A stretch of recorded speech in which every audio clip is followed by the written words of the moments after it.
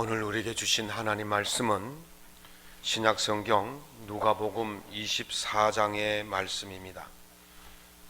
제가 갖고 있는 신약성경 140면에 있습니다. 누가복음 24장 22절로 27절까지 말씀을 한 목소리로 낭독하겠습니다. 또한 우리 중에 어떤 여자들이 우리로 놀라게 하였으니 이는 그들이 새벽에 무덤에 갔다가 그의 시체는 보지 못하고 와서 그가 살아나셨다 하는 천사들의 나타남을 보았다 함이라. 또 우리와 함께한 자 중에 두어 사람이 무덤에 가 과연 여자들이 말한 바와 같음을 보았으나 예수는 보지 못하였느니라 하거늘, 이르시되 미련하고 선지자들이 말한 모든 것을 마음에 더디 믿는 자들이요, 그리스도가 이런 고난을 받고 자기의 영광에 들어가야 할 것이 아니냐 하시고, 이에 모세와 모든 선지자의 글로 시작하여 모든 성경에 쓴 바 자기에 관한 것을 자세히 설명하시니라. 아멘.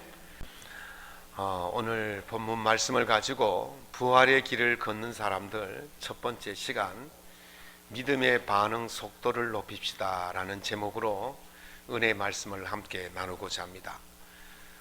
단테가 쓴 신곡이라는 책은 너무도 유명하기 때문에 한 번쯤은 다 들어보셨을 것입니다.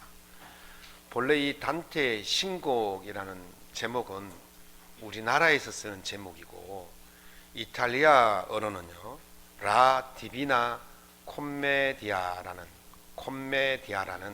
그런 말입니다. 디비나라는 말은 신성한 이런 뜻이 있고, 콤메디아는 어디 많이 들어본 말 아닙니까? 영어로 하면 코미디예요. 코미디, 희극이란 말이죠. 그래서 신성한 코미디, 신성한 희극 이런 뜻이 있습니다. 본래 이 제목은 신성한 코미디가 아니고 그냥 희극이었어요. 단테가 쓴 희극이라는 것이 본래 제목인데, 이걸 출판하는 사람이 읽어보니까 너무 신비스럽고 성스러운 거예요. 그래서 그 사람이 작가와의 의도와는 상관없이 제목을 성스러운 이야기 이렇게 해서 신곡이라고 붙인 거죠. 이것이 이제 일본어로 건너가면서 일본에서 번역하기를 신곡이라고 번역했고, 이게 한국으로 들어오면서 일본의 번역 그대로 가지고 들어왔기 때문에 신곡이다 이렇게 불립니다. 그러니까 본래의 그 단테가 쓴 것은 제목이 희극이었어요. 희극. 왜 단테가 희극이라고 썼냐라고 물어봤더니 단테가 이렇게 이야기합니다. 희극은 모든 악한 것들로부터, 비극으로부터 시작되는 반면에 그 내용은 희극으로 끝난다 그렇게 했어요. 그러니까 비극으로 시작해서 희극으로 끝나기 때문에 이것이 희극이다 그렇게 말하는 것이죠. 예수님의 이 땅에 오신 이야기부터 지금까지 이야기를 보면 굉장히 비극처럼 보입니다. 예수님이 하나님의 그 자리를 버렸다는 그 자체가 이미 비극이에요. 그리고 이 땅에 오셔서 태어나실 곳이 없어서 짐승 우리에 태어났다, 그거 비극이지 않습니까? 헤롯에 죽이려고 달려드는 그 칼날을 피해서 도망 다녔다는 것 비극이지 않습니까? 예수님이 골고다 십자가에서 죽으셨다는 것 비극 중에 비극인 거예요. 그런데 왜 예수님의 이야기가 희극이 될 수 있느냐, 즐거움이 될 수 있느냐? 그것은 바로 예수님이 죽음을 깨뜨리시고 부활하셨기 때문인 줄로 믿습니다.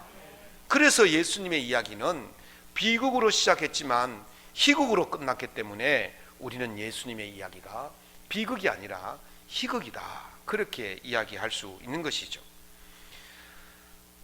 단테가 가장 존경하는 스승으로 삼는 사람이 베르길리우스라는 로마의 최고의 그 시인이었어요.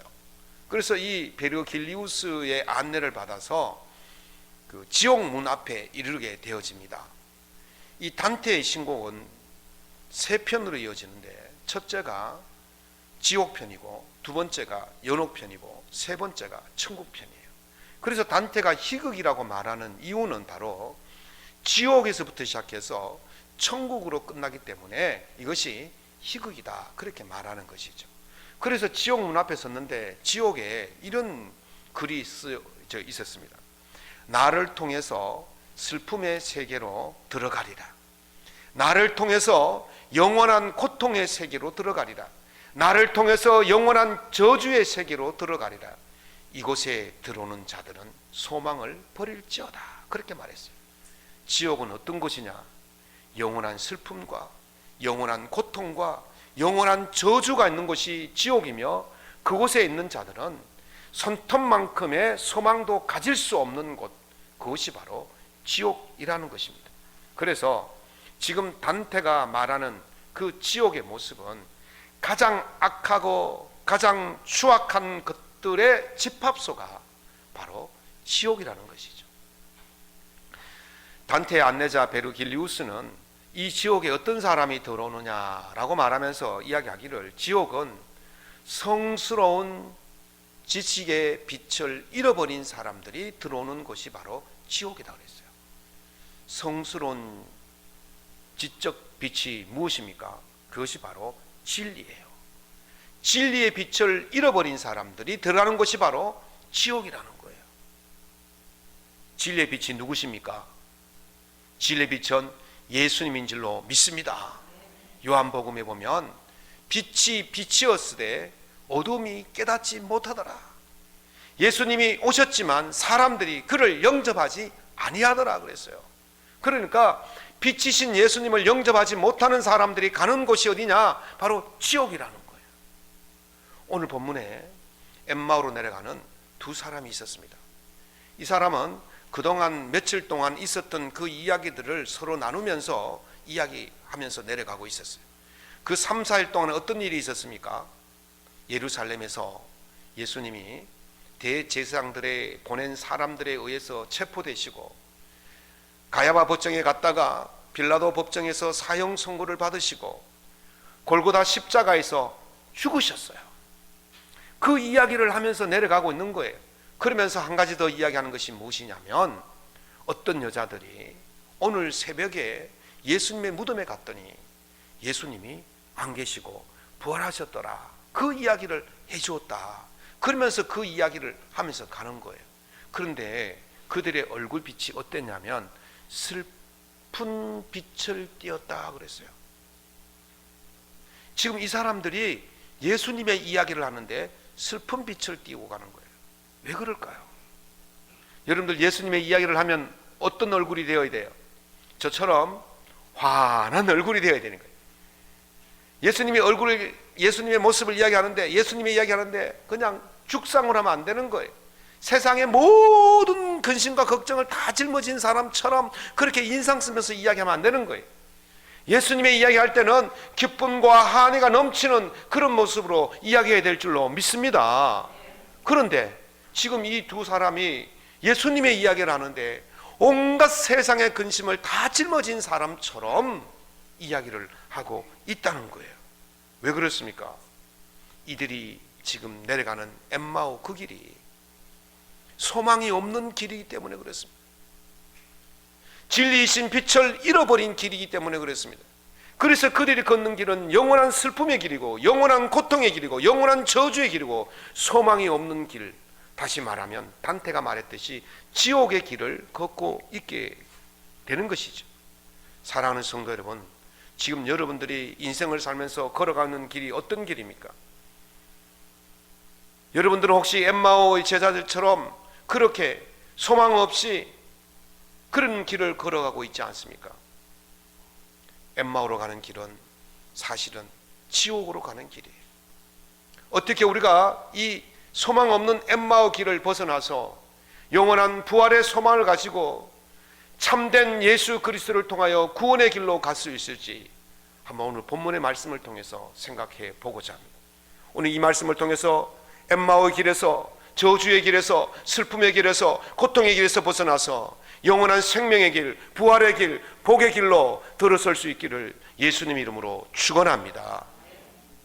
그 첫 번째가 무엇이냐면 믿음의 반응의 속도를 높여야 합니다. 물질에는요 각각 고유의 성질이 있어요. 이 나무에는 나무의 성질이 있어요. 물에는 물의 성질이 있고 돌에는 돌의 각각의 성질이 있어요. 그 성질의 최소 단위를 원소라 그러거든요. 그래서 각각의 그 성질의 원소를 이제 학교 다닐 때 과학 시간에 많이 외웠을 거예요. 그걸 원소 주기율표라 그러죠. 한 20가지 정도만 외우면 되는데 1주기가 있고 1주기 2개가 있고 2주기가 한 16개가 있고 3주기가 한 2개가 있어요. 오늘 뭐 과학 공부를 한번 해봅시다. 네. 그래서 그걸 외우려고 얼마나 머리를 많이 쓴지 모릅니다. 제 1주기가 2개예요. 수소와 헬륨이에요. H와 He. 그래서 수소, 헬륨, 그 다음에 16가지를 외우는데 리베붕탄, 질산플레, 남아알시, PS염화, 요게 이제 2주기에 아마 기억나실 거예요. 외운 사람들. 3주기가 바로 칼륨, 칼슘, 칼슘, 칼륨 이렇게 해서 20개를 외워요. 저도 오랜만에 외워보니까 잘 안 되는데 하여튼 그렇게 열심히 외웠어요. 그런데 이 성질이 다 다르잖아요. 그래서 이 성질과 성질들이 충돌하면 제3의 물질이 나타나는데 이것을 반응이라고 그러는 거예요. 여러분들 그 H가 수소입니다. O는 산소예요. 수소와 산소가 만나면 뭐가 됩니까? 수소 2개와 물 하나가 되는 거예요. 수소 2개와 산소 하나 돼요. H2O. 그래서 뭐가 됩니까? 물이 되는 거예요. 잘 아시네. 수소 자동차가 왜 생깁니까? 어떻게 갑니까? 원리가 그거예요. 수소와 산소를 부딪히면 거기에서 물이라는 제3의 반응이 나타날 때 나타나는 에너지가 있어요. 그 에너지를 동력으로 사용하는 것이 바로 수소 자동차예요. 그러니까 환경 중에서 친환경 자동차죠. 그 수소 자동차 타면 물이 많이 생기는 거예요. 이렇게 수소와 산소가 부딪혀서 물이라는 새로운 물질의 반응이 일어나는 것입니다. 제가 오늘 여러분에게 제 아내의 폭정에 대해서 좀 폭로를 하려고 합니다. 제가 며칠 전에요 저녁을 먹고 나서 한 시간 정도 지나니까 좀 출출했어요. 그래서 뭐 먹을 걸 없나 생각하는데 집사람이 참외를 깎더라고요. 아이고 나를 주려고 하는구나 생각했죠. 근데 참외를 깎더니만 혼자 먹는 거예요. 그래서 제가 좀 같이 먹자. 안 된다는 거예요. 같이 먹자. 안 된다는 거예요. 왜 안 되니? 그러니까 당신은 지금 먹으면 살쪄서 배 나오니까 안 된다는 거예요. 제가 얼마나 섭섭하겠어요. 집사람의 냉정한 성질하고 저의 온순한 성질이 부딪히니까 어떤 반응이 나타납니까? 섭섭하고 미운 반응이 나타나는 거예요. 이게 성질과 성질이 부딪히며 나타나는 반응이라는 것이죠. 예수님을 만나면요 2가지 반응이 나타납니다. 하나는 긍정적인 반응이 나타나고 하나는 부정적인 반응이 나타나요. 부정적인 반응의 대표자들이 누굽니까? 유대 종교 지도자들이었어요. 바리새인과 사두개인들이었죠. 예수님이 기적과 이적과 표적을 행하시고 예수님께서 말씀을 전해주실 때에 많은 사람들이 그 말씀을 듣고 믿고 삶이 변화를 일으키고 치유되고 회복되는 역사가 일어났어요. 그런데 이 바리새인과 사두개인들은 예수님이 행하신 기적과 표적과 이적을 율법에 어긋나지 않는지를 살피고 다녔어요. 해코지 하려고 다녔어요. 그리고 자기들이 못 가면 자기들 종들을 보내가지고 꼼꼼하게 미행하고 체크하고 있었어요. 안 믿는 거예요. 예수님을 만나면 그들은 예수님을 어떻게 죽일까 모의하면서 살아갔어요. 이것이 부정적인 반응을 일으키는 사람들의 모습인 것이죠. 그러나 반면에 긍정적인 반응을 일으키는 사람들이 있는데 그 긍정적인 반응에도 2가지가 있어요. 하나는 더딘 반응이 있고 하나는 속히 하는 빠른 반응이 있어요. 더딘 반응은 어떤 것일까? 오늘 엠마오 제자들이 바로 더딘 반응을 보이는 사람입니다. 이 사람들이 예수님을 3년 동안 따라다니면서 예수님의 수많은 기적과 이적을 보았잖아요. 예수님 말씀을 들었잖아요. 그리고 예수님이 부활하셨다는 소식을 들었잖아요. 그런데도 이 사람들이 안 믿는 거예요. 부활을 안 믿는 거예요. 그래서 예수님께서 이들을 만났을 때 뭐라고 그랬습니까? 선지자들이 말한 것을 더디 믿는 자들이요, 그렇게 책망하는 거예요. 더디 믿으면요, 더디 믿은 만큼 고생해요. 더디 믿으면 더디 믿은 만큼 복이 없는 거예요. 간 만큼 후회가 되는 거예요.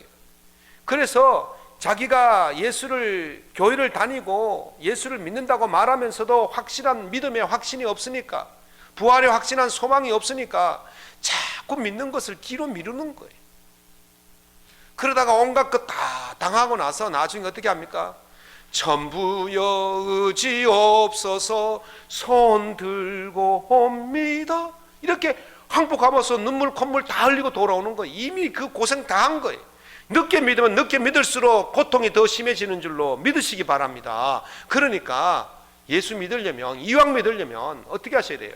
더디 믿지 말고 속히 믿어야 되는 거예요. 빠르게 믿어야 되는 거예요. 즉각적인 반응을 보여야 되는 거예요. 그것이 바로 대표적인 인물이 뭐냐면 바로 삭개오 같은 사람. 예수님께서 삭개오를 만났을 때, 삭개오가 예수님을 만났을 때 어떻게 반응했습니까? 그 즉시 그날로 이렇게 말합니다. 내가 재산의 절반을 팔아서 가난한 자들에게 나누어주고, 내가 누구에게 착복한 일이 있으면 4배나 갚겠습니다. 그때 예수님께서 이 집에 구원이 이르렀다. 이도 아브라함의 자손이다 그랬어요. 내가 속히 반응을 보이니까, 믿음의 반응을 빠르게 하니까 예수님도 구원의 은혜를 빠르게 주신 줄로 믿습니다. 여러분들이 믿음의 속도를 빠르게 하면 할수록 은혜도 빠르게 올 줄로 믿습니다. 우리가 더디 믿어가지고 은혜를 고통 다 당한 뒤에 받는 그런 것보다는 속히 믿어서 속히 은혜를 받는 그런 복된 삶을 살아갈 수 있기를 예수님 이름으로 축원합니다. 빨라야 돼요. 믿음의 세계에서는 늦으면 안 돼요. 이왕 믿기 시작했으면 누구보다도 더 빨리 믿어야 그 사람이 다른 사람에게 가는 은혜까지도 내 은혜가 될 줄로 믿습니다. 제가요, 오늘 집사람 흉을 좀 많이 봐야 되겠어요. 그랬더니 집사람이 집에 와서 설교 듣고 나서 하는 말이, 그래서요, 뭐 설교에 도움된다면 제가 나쁜 여자 되죠, 뭐 그러더래요. 뭐 그래서 오늘 뭐 할 수 없습니다. 내가 누구의 여자 이야기 하겠습니까? 제가 말이죠, 결혼하기 전에 이런 아내를 주소서라고 10가지 기도 제목을 적어서 가슴에 품고 한 5년을 다녔어요. 그러다가 어느 날 한 여자를 봤는데 막 가슴에 확 들어오는 거예요. 저 여자다. 저 여자가 하나님이 주신 여자다. 그래서 당장 가서 청혼을 했죠. 그랬더니만요, 보기 좋게 딱지 맞았습니다. 안 해요. 안 돼요. 그래서 딱지 맞고 또 얼마 지난 뒤에 제가 또 가서 또 청혼을 했어요. 그랬더니만 또 안 돼요. 그래서 또 2번째 제가 딱지를 맞았습니다. 그리고 또 얼마 안 있다가 우리 형수님께서 왜 그렇게 용기가 없냐, 붙들어라. 그래가지고 다시 한번 용기를 내어서 3번째 가가지고 청혼해라 그랬더니만 그때서야 이제 허락을 했어요. 그래서 이제까지 잘 살고 있습니다. 얼마나 감사한지요. 뭐 저쪽에서는 감사 안 할 수 있지만 저는 엄청나게 감사해요. 그런데 말이죠, 제가 결혼하고 나서 물었어요. 당신 왜 2번이나 딱지를 놓고 3번째 허락을 했냐 그랬더니, 제가 처음 만났을 때 책을 한 권 줬는데 그 속에 편지가 하나 있더래요. 그 편지를 읽고 나서부터는 이거 버리지도 뭐하고 택하지도 못하고 그냥 찝찝하게 그렇게 갔다는 거예요. 그러니까 계속해서 이제 대시를 하니까 이제 할 수 없이 이제 승낙을 한 거예요. 그게 아마 미끼였는 것 같아요. 미끼에 딱 낚여 친 거예요.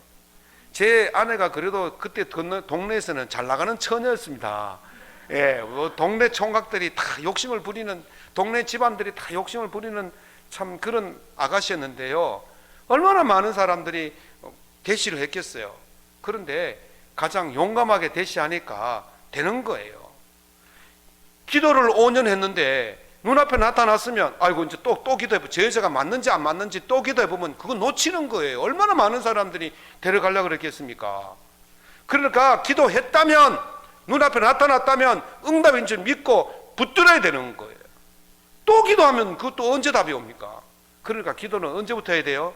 지금 기도하는 것이 아니고 기도는 오래전부터 계속해서 기도하다가 하나님께서 응답 주시면 그게 맞다고 붙들고 가는 거예요.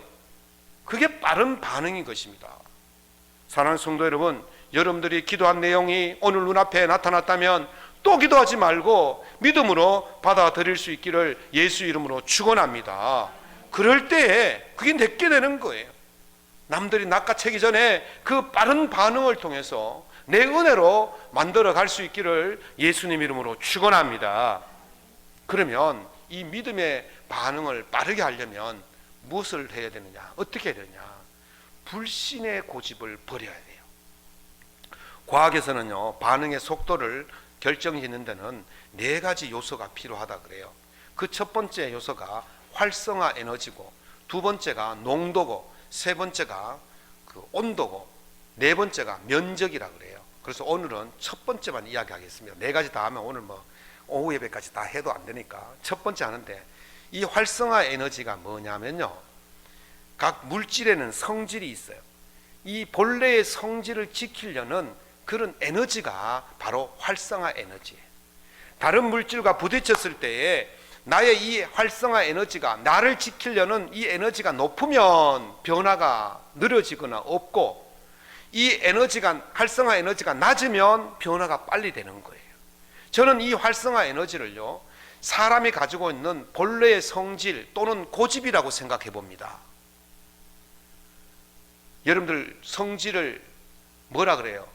저 사람 성깔이 있네 이러면 저 사람이 뭐가 있어요? 좀 고집이 세다는 거예요.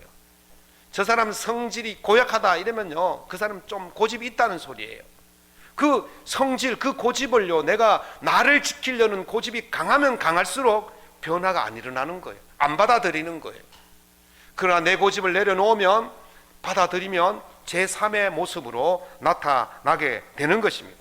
그래서 우리가 믿음 생활을 할 때에 이 활성화 에너지가 낮으면 변화가 일어나듯이, 나의 불신의 고집을 낮출 때에 이 믿음의 변화가, 믿음의 역사가 일어나게 될 줄로 믿습니다.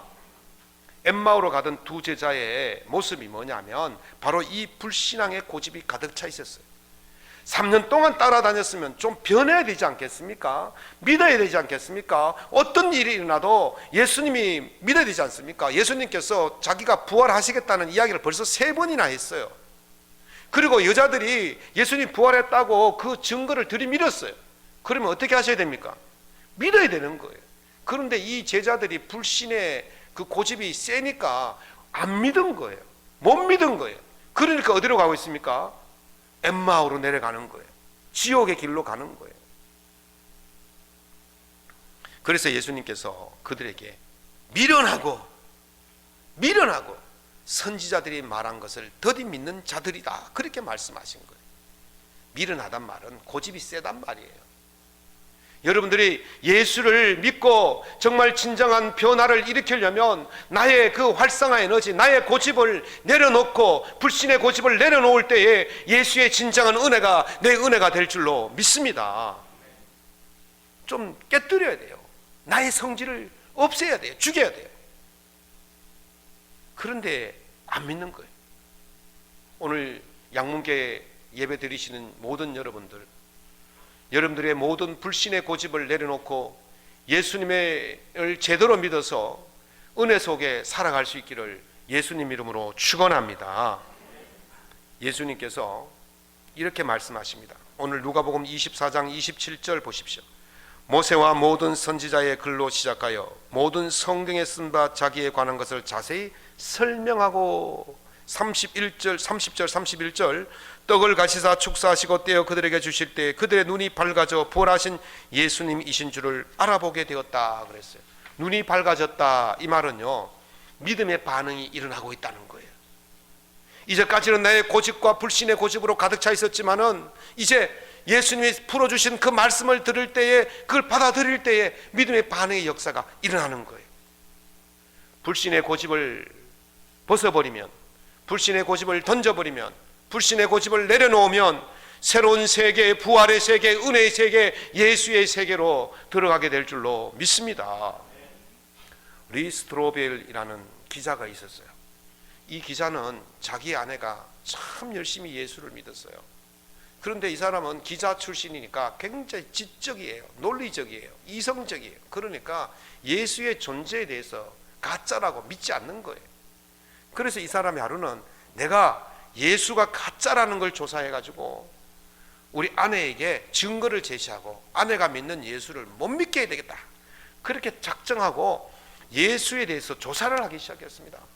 세계의 석학들을 찾아다니면서 기자의 그 촉각과 기자의 감각과 기자의 이성적 논리로 조사를 했어요.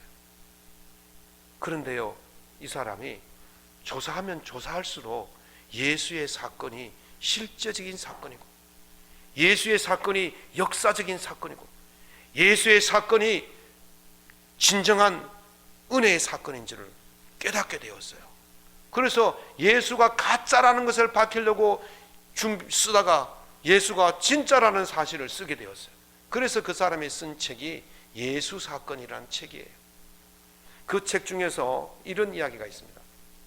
예수님이 구약에 나타나는 예언을 신약에서 성취를 하셨는데 가장 그 중에서 대표적인 이야기가 48개, 48개 정도를 성취했대요. 더 많지만은 우리가 알고 있는 대표적인 게 48개인데 그 48개가 구약에 있는 예언을 한 사람이 48개를 성취시킬 확률은 숫자를 헤아릴 수가 없대요. 1조 분의 1이라는 거예요. 얼마나 되겠어요? 그래서 좀 줄여서 8개만 성취하는데 48개 중에서 8개만 성취하는데 확률이 얼마냐면요 1만조 분의 1이라 그래요. 1만조 분 1이니까 뭐 그 감이 안 오죠. 로또 당첨될 확률이 얼마냐면 515만 분의 1이라 그래요. 맞나? 네. 하여튼 500만 분의 1 정도 된대요.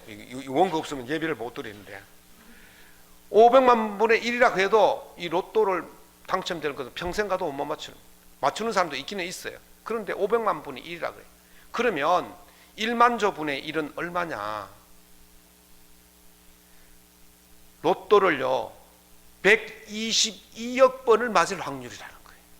아니 한 번도 맞기 힘든 로또를 122억 번 어떻게 맞겠습니까? 그러니까 일어날 수 없는 일이라는 거예요. 일어날 수 없는 일이라는 거예요. 일어날 수 없는 일이 지금 예수님에게 몇 번 일어났어요? 엄청나게 일어나고 다 맞았다는 거예요. 그러니까 일어날 수 없는 일이 예수님께 다 일어났기 때문에 이건 역사적 사건이 아닐 수가 없다는 거예요. 그래서 이 사람이 그걸 부활의 사실을 막 믿고 지금도 아내와 함께 신앙생활 잘하고 있다는 거예요. 바꾸면 돼요. 변화가 일어나면 돼요. 받아들이면 돼요. 그러면 그 놀라운 은혜가 임하게 될 줄로 믿습니다. 사랑하는 성도 여러분, 예수님의 부활은 실제적인 사건인 줄로 믿으시기 바랍니다. 그걸 믿으셨다면 그 믿음대로 사시면 돼요. 그러면 더 이상 슬픔, 더 이상 고통, 더 이상 염려, 근심을 벗어나서 새로운 소망의 세계에서 행복한 삶을 살게 되는 것입니다. 속히 받아들이시고 여러분의 의심과 불신의 벽을 허물어뜨리시고 그걸 내려놓고 지금부터라도 확실하게 믿으시면 그 은혜가 여러분의 은혜가 될 줄로 믿습니다. 이런 부활의 소망을 가지고 살아갈 수 있기를 예수님 이름으로 축원합니다.